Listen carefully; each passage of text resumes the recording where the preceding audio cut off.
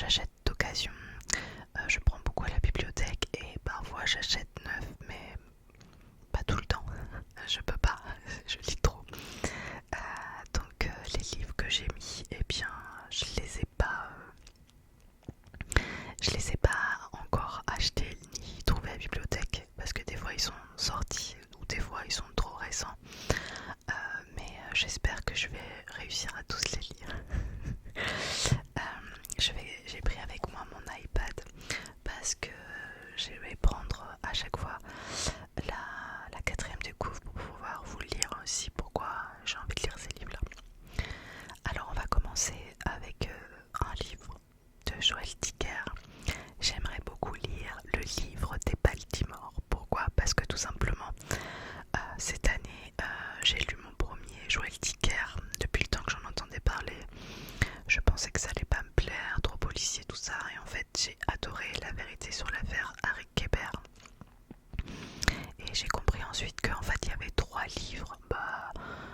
C'est pas une saga à proprement parler où chaque livre a sa fin, mais on retrouve à chaque fois le même personnage. Et donc j'avais lu ensuite La vérité sur l'affaire Alaska Sanders, et j'ai appris qu'il y avait un autre livre qui s'appelle le livre des Baltimore qui se passe avant. Donc j'ai trop envie de le lire. Je vous lis la quatrième de couve. Jusqu'au jour du drame, il y avait 2 familles Goldman, les Goldman de Baltimore et les Goldman de Montclair. Les Goldman de Montclair, dont est issu Marcus Goldman, l'auteur de La vérité sur l'affaire Harry Kéber, sont une famille de la classe moyenne habitant une petite maison à Montclair, dans le New Jersey. Les Goldman de Baltimore sont d'une famille prospère à qui tout sourit, vivant dans une luxueuse maison d'une banlieue riche de Baltimore à qui Marcus vouait une admiration sans borne. 8 ans après le drame, c'est l'histoire de sa famille que Marcus Goldman décide cette fois de raconter, lorsqu'en février 2012, il quitte l'hiver new-yorkais pour la chaleur tropicale de Boca Raton en Floride, où il vient s'atteler à son prochain roman. Au gré des souvenirs de sa jeunesse, Marcus revient sur la vie et le destin des Goldman de Baltimore et la fascination qu'il éprouva jadis pour cette famille de l'Amérique huppée entre les vacances à Miami, la maison de vacances dans les Hamptons et les frasques dans les écoles privées.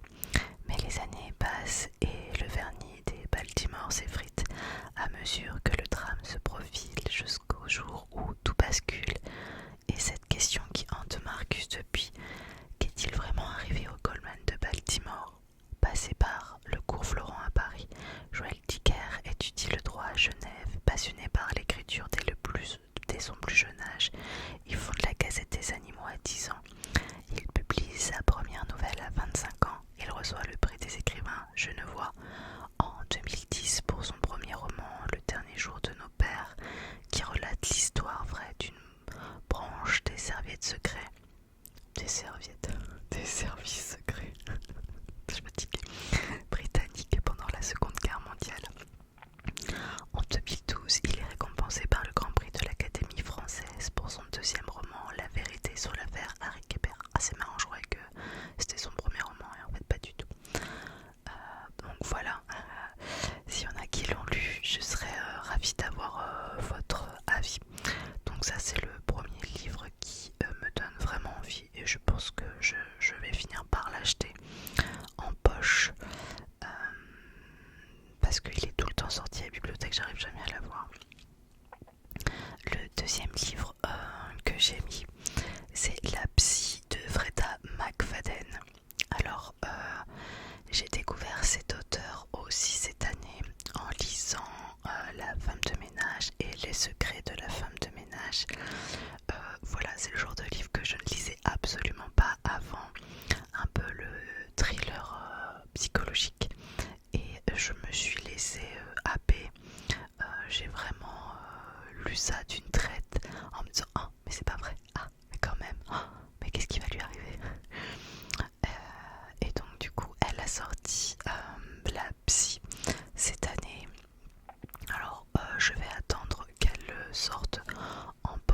l'acheter ou alors j'essaierai de le trouver à la bibliothèque, mais pareil, il est tout le temps sorti.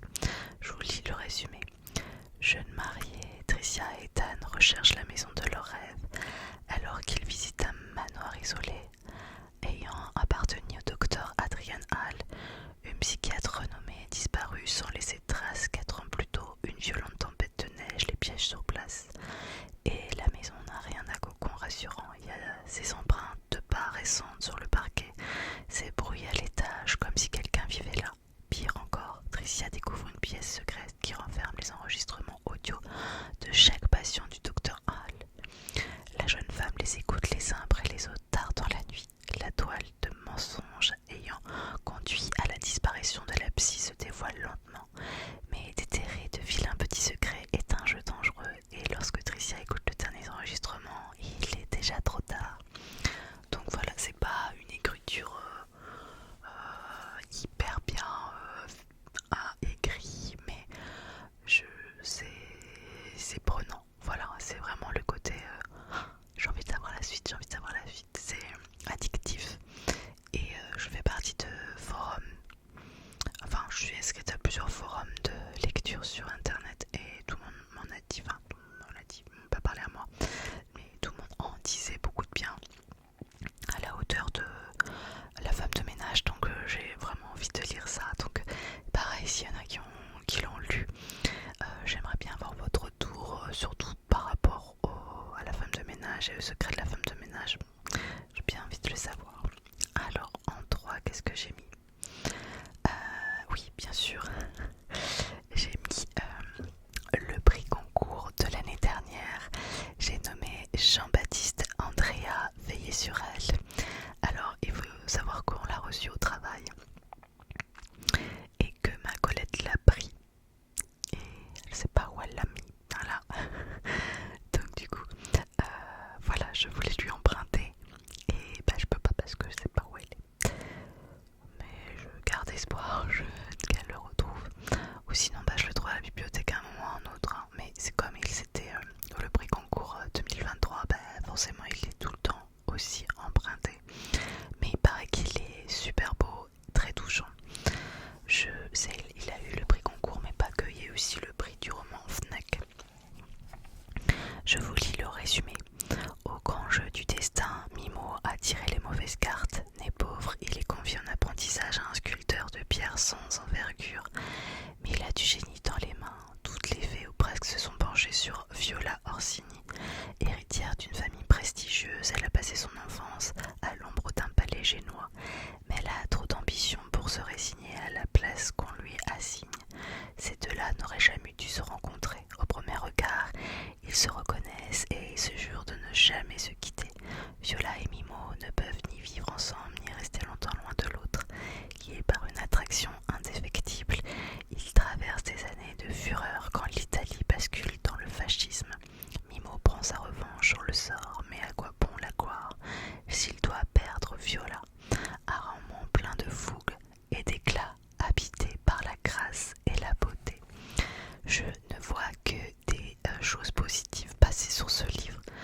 Donc voilà, il était invité au salon du livre de Nice, salon où je suis allée en juin, je sais plus, en juin ou en mai. Et j'ai hésité à l'acheter pour me faire dédicacer ce livre. Et en même temps, je me suis dit, j'avais tellement dépensé d'argent ce jour-là, je me suis dit, bon, laisse tomber, tu vas le retrouver à un moment, c'est sûr. Tel succès, à un moment ou à un autre, il arrivera à être entre mes mains. J'arriverai à le prendre à la bibliothèque à un moment ou à un autre.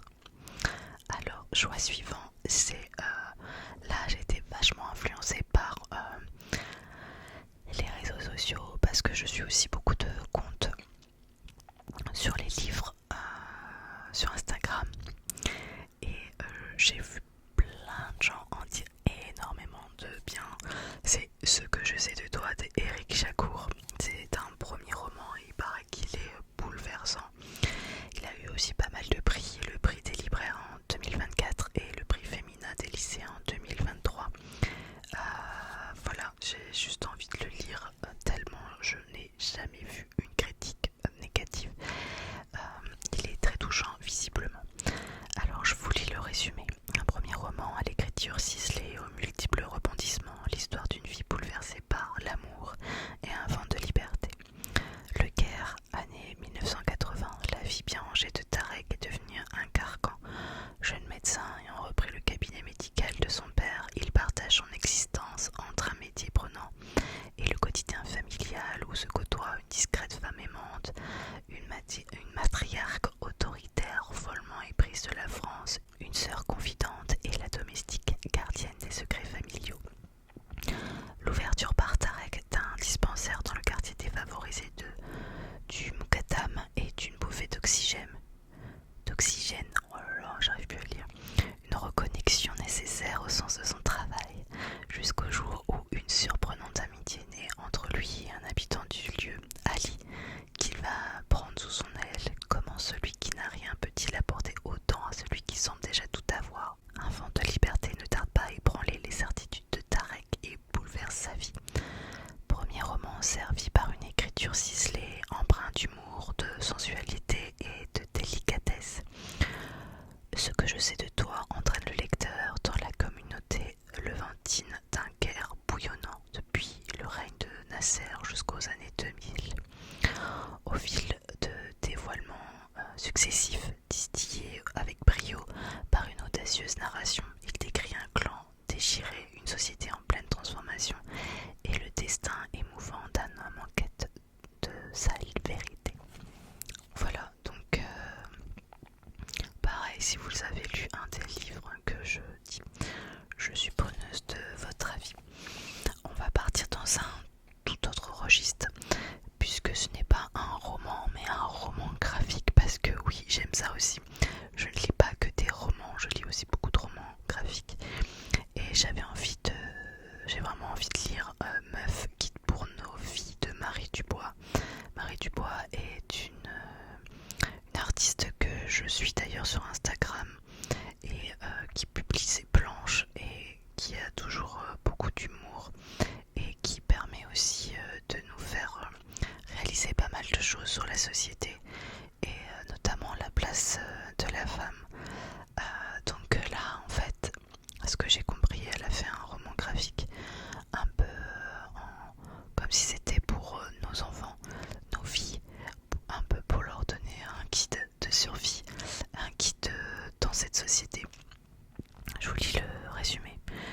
Mais au fait, ça veut dire quoi être une femme? À cette question super simple, il existe une myriade de réponses. Meuf les décrypte avec humour en explorant les thématiques liées au corps, à l'orientation sexuelle, au cyberharcèlement ou encore au sexisme de la société. Dans cette enquête aux allures de quête fantastique, les jeunes aventurières apprennent à mener à bien leur vie de meuf vers le Graal ultime, une vie pour soi et bien dans sa peau. Je suis contente parce que maintenant il y a énormément de romans graphiques, en l'occurrence sur ce thème. Je vous invite vraiment aussi à suivre Marie Dubois sur Instagram. Vous allez voir, c'est une personne très inspirante, j'ai envie de dire. Donc voilà, si vous avez des romans graphiques aussi à me conseiller, je suis preneuse parce que c'est vraiment quelque chose aussi que j'apprécie énormément. D'ailleurs, le livre suivant est également un roman graphique.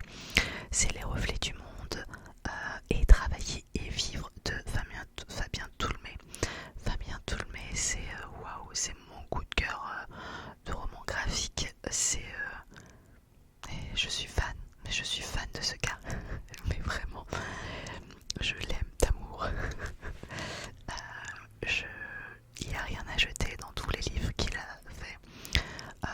Ce qui est plus connu chez lui, c'est l'Odyssée d'Hakim. Sinon, il a fait plein de livres. Il a d'ailleurs fait un autre, Les Reflets du Monde, qui s'appelle La Lutte ou En Lutte, je sais plus. C'est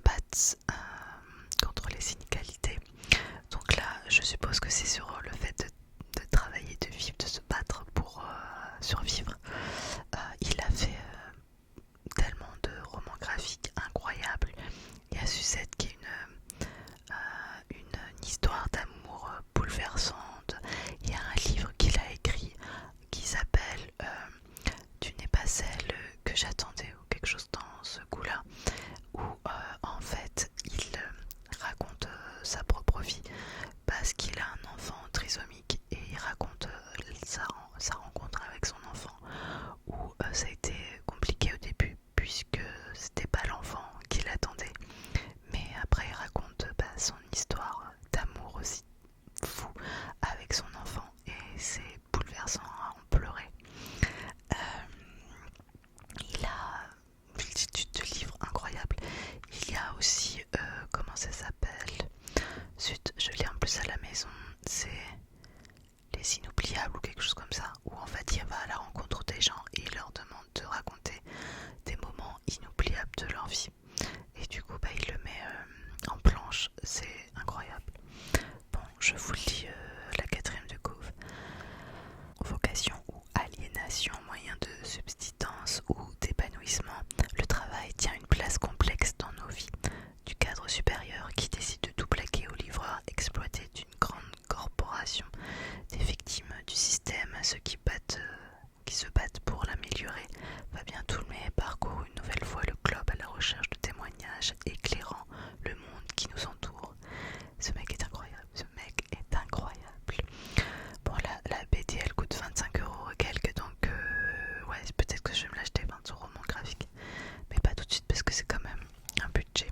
Mais Fabien Toulmé, je t'adore, je t'adore.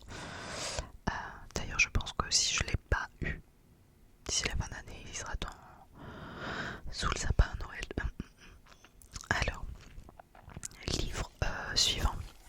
Si vous me suivez depuis un moment, vous devez le savoir, je suis une grande fan de David Fuenkinos et je n'ai pas lu son livre qui est sorti en début d'année qui s'appelle La vie heureuse. Non, je l'ai pas encore lu. Nul que je suis. Bon, ça je sais que je le trouverai à la bibliothèque, c'est sûr et certainement. Enfin, pour l'instant, il est tout le temps sorti. Mais voilà, je le sais, je vais l'avoir, j'arriverai à le lire. Et à ce que j'ai compris, dans La vie heureuse, il parle de l'expérience de mort imminente. Et à ce que j'ai compris, lui-même a vécu cette expérience quand il était plus jeune et ça l'a profondément marqué. Donc ça lui a inspiré un roman. Il n'y a pas écrit grand chose en quatrième de couve. Il y a écrit jamais aucune époque n'a autant été marquée par le désir de changer de vie. Nous voulons tous à un moment de notre existence être un autre. Si vous ne connaissez pas David Fuenkinos, franchement foncez aussi. Si vous voulez lire le meilleur David Fuenkinos, c'est Vers la beauté. Enfin, à mon sens c'est le meilleur. Il est incroyable. Charlotte est pas mal non plus. Mais à lire, lisez. En plus, ces livres sont très courts, donc voilà, si vous n'êtes pas des grands lecteurs, vous pouvez lire facilement David Fuenkinos. C'est une écriture fluide et des livres pas vraiment épais, donc voilà, pour des lecteurs en devenir, vous pouvez commencer par du David Fuenkinos sans aucun problème. Bon, bref, là il était aussi au salon du livre à Nice au mois de mai-juin, je sais plus quand c'était. J'étais trop déçue parce que je pouvais aller que le matin, parce que je m'étais décidée là, je l'aurais acheté sinon La vie heureuse, juste pour avoir son petit gris, son petit autographe de David Fuenkinos dans ce cas. Mais en fait, il est arrivé à 14h et moi je pouvais aller que le matin, donc trop déçue. Mais bon, j'ai espoir qu'il revienne. Et puis nous avons le salon du livre de Montsartou au mois d'octobre, alors peut-être qu'il y sera. C'est un très gros salon du livre, je vous le conseille si vous êtes dans le sud de la France. Très très bon salon du livre. Alors ensuite j'ai mis Là où chantent les écrevisses de Delia Owens. J'en entends énormément parler également. Il paraît que c'est un livre très lent, beaucoup sur la description et magnifique et bouleversant à la fois.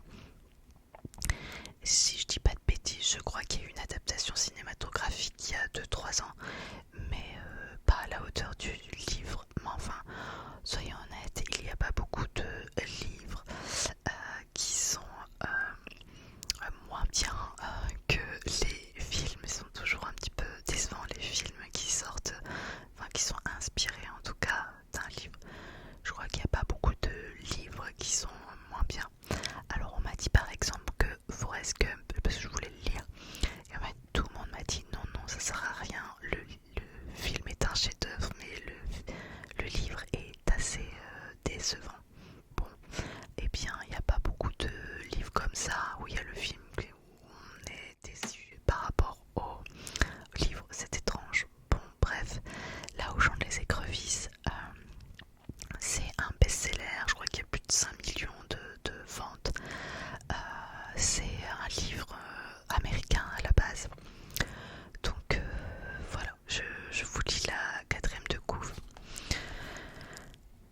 Pendant des années, les rumeurs les plus folles ont couru sur la vie des marais de Barclay Cove, une petite ville de Caroline du Nord. Pourtant, Kia n'est pas cette fille sauvage et analphabète que tous imaginent et craignent. À l'âge de 10 ans, abandonnée par sa famille, elle doit apprendre à survivre seule dans le marais, devenu pour elle un refuge naturel et une protection.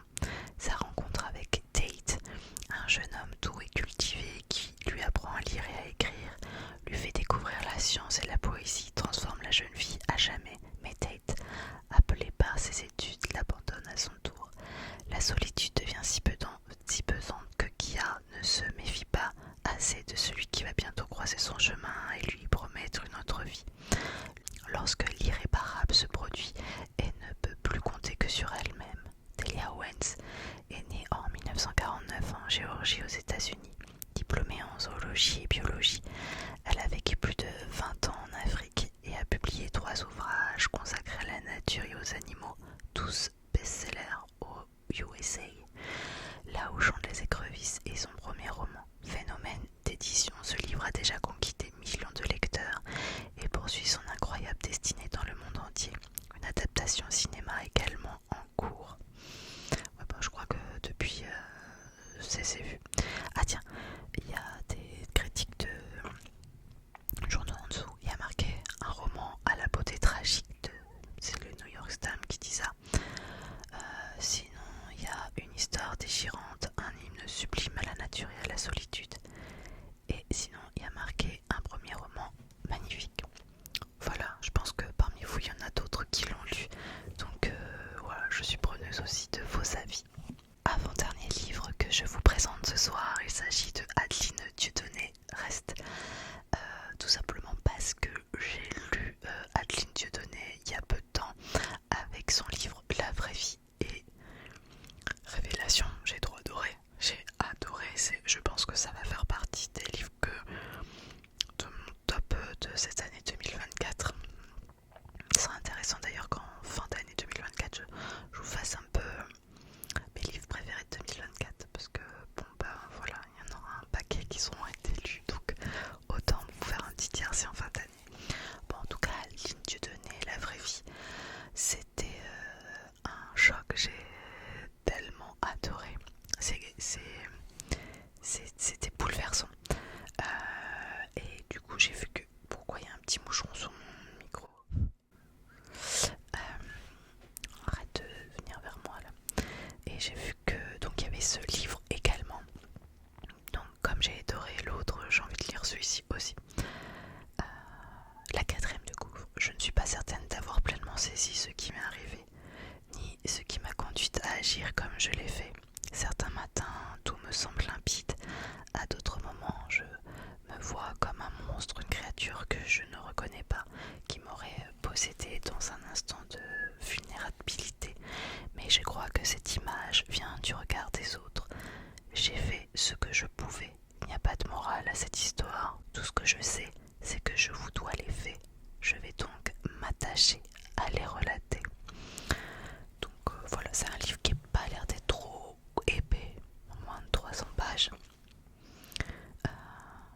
Je suis curieuse, j'ai vraiment envie de lire parce qu'on ne peut pas faire un chef-d'œuvre et faire un navet après. Peut-être que l'autre est mieux, mais ça doit être forcément quand même assez bien. Donc il faut que je le lise. Ça, je l'ai vu passer une fois à la bibliothèque, donc j'arriverai à le retrouver. Et ensuite, le dernier livre que je vais vous présenter ce soir, c'est Claire Géano, La Jurée. C'est un livre